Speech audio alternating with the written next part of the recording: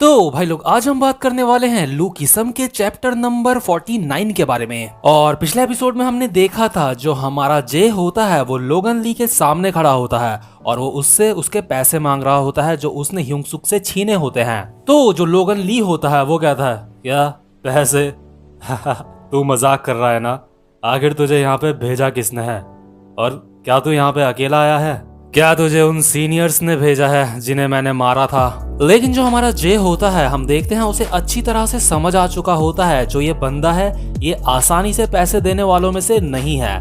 तो इसलिए जो जे होता है वो अपनी शर्ट निकाल लेता है और तैयार हो जाता है लोगन ली से फाइट करने के लिए। लेकिन जो लोगन ली होता है वो अपने मन में सोचता है क्या ये अपनी शर्ट निकाल रहा है क्या ये मजाक कर रहा है या फिर कहीं ऐसा तो नहीं है कि ये अपनी शर्ट इसलिए निकाल रहा है ताकि मैं इसको ठीक से पकड़ ना पाऊं फाइट में। इसके बाद जो लोगन ली होता है वो कहता है मुझे लगता है तेरे अंदर लड़ाई करने का जज्बा है, तो ठीक है आजा मेरे पीछे पीछे, देखते हैं तुझे यहाँ पे किसने भेजा है। और जो लोगन होता है वो अपने मन में सोच रहा होता है कि मैं इससे मार मार के उगलवाऊंगा कि इसको यहाँ पे किसने भेजा है। इसके बाद सीन शिफ्ट होता है और हम देखते हैं लोगन के सीनियर्स को जो कि कॉल में बात कर रहे होते हैं। एक सीनियर कॉल पे बात कर रहा होता है हाँ हमने वो पैसे जमा करे थे लेकिन किसी ने बड़ी ही चालाकी से हमसे वो पैसे छीन लिए। हाँ हमने कोशिश करी थी, हमारा बहुत अपमान हुआ।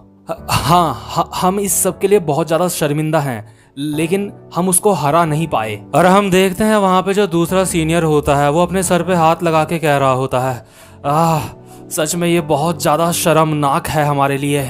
और जो तीसरा बंदा होता है वो कहता है अब हम अपना फेस स्कूल में कैसे दिखाएंगे सबको। इसके बाद हम देखते हैं जिससे ये सीनियर कॉल पे बात कर रहे होते हैं जो कि मुझे गन जैसा लग रहा है। तो ये बंदा कहता है तो तुम चाहते हो कि जब इस महीने में उधर आऊंगा तो ये सारा मामला मैं सुलझाऊं। तो जो ये सीनियर्स होते हैं वो कहते हैं हाँ हमें माफ कर दो। तो जो गन होता है वो कहता है ये बहुत बुरा है।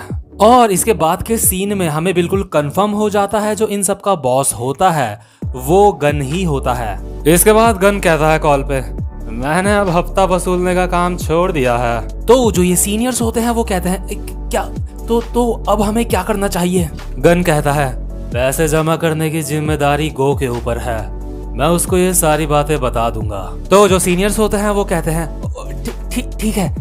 ठीक है आपका बहुत बहुत शुक्रिया। इसके बाद जो गन होता है वो कॉल कट करता है और कहता है ये लोग बहुत परेशान करते हैं। इसके बाद हम देखते हैं उस सुंदर सी लड़की को जो गन के साथ ह्यूंगसुक के स्कूल में आई होती है फंक्शन में। और ये लड़की वही होती है जो पूरे लूकीसम में सबसे ज्यादा सुंदर लड़की है। और एक और आपको बात बता दूं कि मुझसे कुछ लोग पूछ रहे थे जो यूई है क्या ये वही लड़की है? मैं आपको बता दूं यूई और ये वाली लड़की दोनों की दोनों अलग हैं। ये जो लड़की होती है ये गन को कहती है तुम अब हफ्ता वसूली का काम नहीं करते लेकिन तुम मुझे फिर भी खुश नजर आ रहे हो। तो जो गन होता है वो कहता है मैं खुश इसलिए हूँ क्योंकि मैंने ये काम गो को दे के उसका काम दुगना कर दिया। और भाई लोग आपको बता दूं ये जो बंदा है गो ये भी बहुत ही खतरनाक बंदा है। इसके बारे में हमें आगे के एपिसोड्स में जानने के लिए मिलेगा।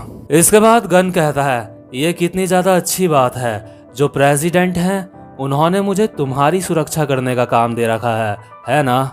और वैसे भी तुम्हारी सुरक्षा करने वाले काम के सामने हफ्ता मांगने वाला काम कुछ भी नहीं है मेरे सामने। तो जो ये लड़की होती है वो कहती है क्या मेरी सुरक्षा? तुम बस मुझे देखते रहते हो। और जब यूई ने तुम्हें उनकी मदद करने के लिए बुलाया था फाइट में तुम वहाँ पे भी नहीं गए थे, उन्होंने मुझे बताया था कि तुम वहाँ पे नहीं आए थे। तो गन कहता है मैं वहाँ पे गया था लेकिन मुझे ऐसा लगा कि मुझे यहाँ पे अपनी टांग अड़ाने की कोई भी जरूरत नहीं है। वैसे भी यूई की जिन लोगों से लड़ाई हुई थी वो मेरे हफ्ता जमा करने वाले डिपार्टमेंट के ही कुछ लोग थे और जो यूई थी वो तुम्हारी तरफ थी, इसलिए मैं दोनों में से किसी का भी साथ नहीं दे सकता था। मुझे लगता है तुम्हें थोड़ी मेडिटेशन करने की जरूरत है। और वैसे भी यूई की तरफ वो बंदा था जिसके ऊपर प्रेसिडेंट ने मुझे अपनी नजर रखने के लिए कहा है और इसलिए भी मैं उनकी लड़ाई के बीच में नहीं आ सकता था। और जिसके ऊपर गन को प्रेसिडेंट ने नजर रखने के लिए कहा है वो और कोई नहीं बल्कि ह्यूंगसुक है। तभी हम देखते हैं गन के पीछे एक बहुत ही स्मार्ट सा लौंडा बैठा होता है।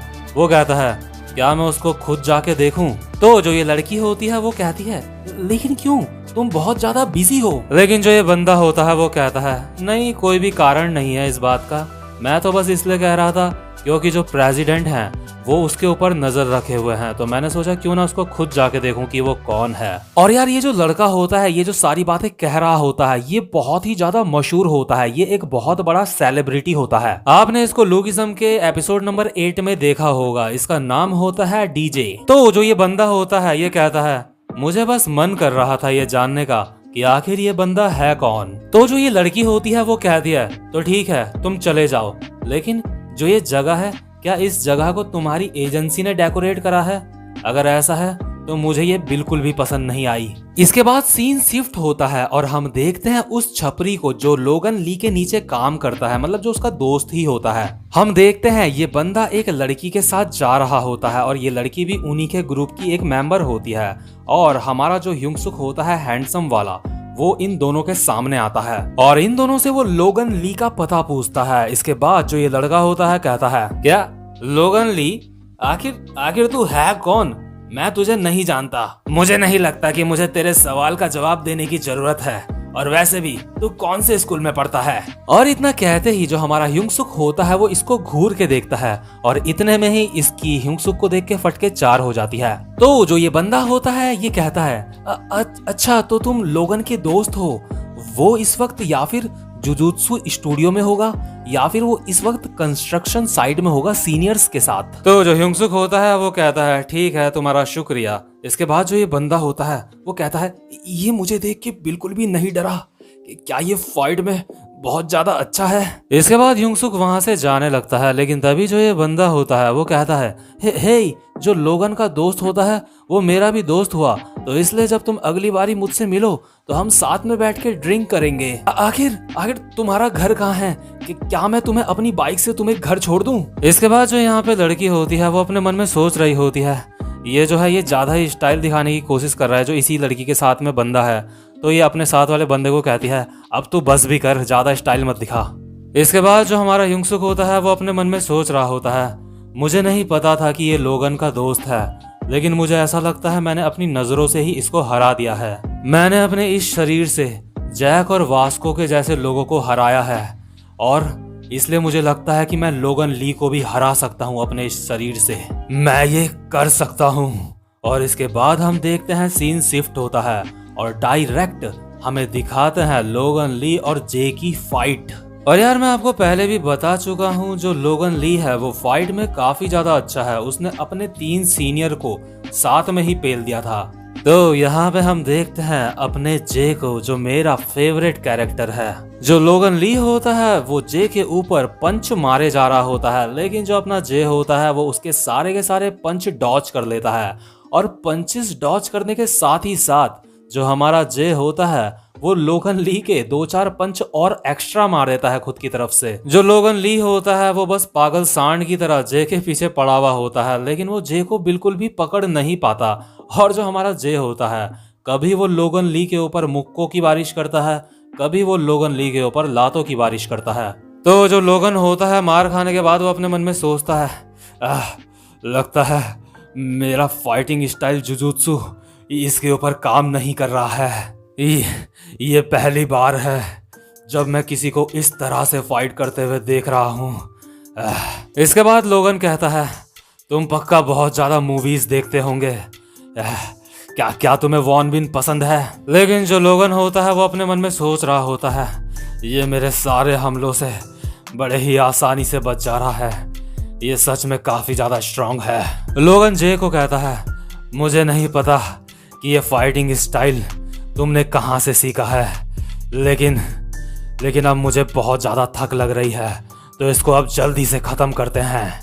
लोगन अपने मन में सोच रहा होता है, फाइट करते करते मैं बहुत ज्यादा थक चुका हूँ और इससे पहले भी मैंने सीनियर्स के साथ फाइट करी थी, उसकी वजह से भी मैं काफी ज्यादा थक चुका हूँ। और तभी हम देखते हैं जो लोगन ली होता है वो अपनी औकात दिखा ही देता है। जिन पैसों के लिए जे यहाँ पे आया होता है ह्युंगसुक को वापस करने के लिए वो पैसे, तो लोगन ली के हाथ में वही लिफाफा होता है जिसके अंदर वो पैसे होता है, और जो लोगन ली होता है वो अपने हाथ में उस लिफाफे को लेता है और फाड़ने लगता है।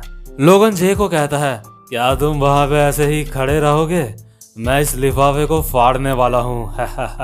और यार तभी हमारा जो जे होता है उसको याद आता है जो मोटा वाला ह्यूंगसुक होता है, उसने कहा था मेरी मदर ने ये जो $5 हैं ये डैनियल को दिए थे और डैनियल के लिए ये $5 बहुत ही ज्यादा स्पेशल हैं। और ये जानते हुए भी कि ये एक चाल है, जो हमारा जे होता है वो उस लिफाफे को बचाने के लिए सीधा आगे भागता है। और जो लोगन होता है ये हरामी, ये हंसते हुए अपने मन में सोचता है, बहुत बढ़िया, अब फाइट करने में बहुत ज्यादा मजा आएगा, आजा। तो हम देखते हैं जो हमारा जे होता है वो सीधा उस लिफाफे की तरफ बढ़ता है। वो सोचता है कहीं ये उसे फाड़ ना दे, लेकिन तभी जो लोगन होता है वो जे के ऊपर एक हमला करता है, लेकिन अपना जे उस हमले से भी बच जाता है और दोबारा उस लिफाफे को पकड़ने की कोशिश करता है। लेकिन तभी जो लोगन होता है वो जे के बाल पकड़ लेता है। लोगन कहता है, मैंने तुझे पकड़ लिया, ये एक असली मैच नहीं है जुजुत्सु का, तो इसलिए मुझे कोई जरूरत नहीं है तेरी यूनिफॉर्म पकड़ने की। तूने बस बच बच के फाइट करना ही सीखा है। तू बच बच के फाइट करता है और बहुत ज्यादा तेजी से फाइट करता है, लेकिन अब मैंने तुझे पकड़ लिया है। तूने फाइट करना बहुत ही ज्यादा अच्छे से सीखा है, लेकिन मैंने कहा कि ये एक असली मैच नहीं है। और जो लोगन होता है वो एक पंच मारता है जे के फेस पे। लोगन कहता है, जुजुत्सु का मतलब बस ये नहीं होता कि मैं तुझे पकड़ने के लिए तेरे पीछे भागता रहूं। और हम देखते हैं जो जे होता है वो लोगन से अपने आप को छुड़ाने की कोशिश कर रहा होता है, लेकिन तभी जो लोगन होता है वो जे को एक लॉक लगा देता है। लोगन जे को जो लॉक लगाता है उस वजह से जे को काफी ज्यादा दर्द हो रहा होता है, तो इसलिए लोगन कहता है, अब हार भी मान जा और मुझे बता तुझे यहाँ पे किसने भेजा है। अगर तूने हार नहीं मानी और ऐसा ही चलता रहा तो तू जल्दी ही मर जाएगा। लेकिन यार हमारा जो जे होता है वो बिल्कुल भी हार नहीं मानता, क्योंकि उसको ह्यूंगसुक के वो $5 वापस लेने होते हैं। लेकिन तभी हम देखते हैं जो जे की बॉडी होती है वो जमीन से हवा में उड़ जाती है। लोगन ने जे को इतना खतरनाक लॉक दिया होता है और धीरे धीरे करके जे की बॉडी ढीली पड़ने लगती है। और तभी हम अचानक से देखते हैं वहां पे ह्यूंगसुक आ जाता है। ह्यूंगसुक कहता है, जे। और तभी हम देखते हैं जो ह्यूंगसुक होता है वो बिना समय गंवाए हवा में एक जंप मारता है और बढ़ता है लोगन की तरफ उसको पंच मारने के लिए। और ये वाला चैप्टर यहीं पे खत्म हो जाता है। उम्मीद करता हूँ कि आज की एक्सप्लेनेशन भी आपको अच्छी लगी हो। और अगर आप चाहते हो कि वीडियोस जल्दी जल्दी अपलोड करूँ मैं, तो इसके लिए भाई लोग प्लीज प्लीज प्लीज वीडियो को लाइक जरूर कर देना और चैनल को भी सब्सक्राइब कर देना। तो भाइयों और उनकी बहनों, अब मैं आपसे मिलता हूँ अपने नेक्स्ट एपिसोड में। तब तक के लिए गुड बाय।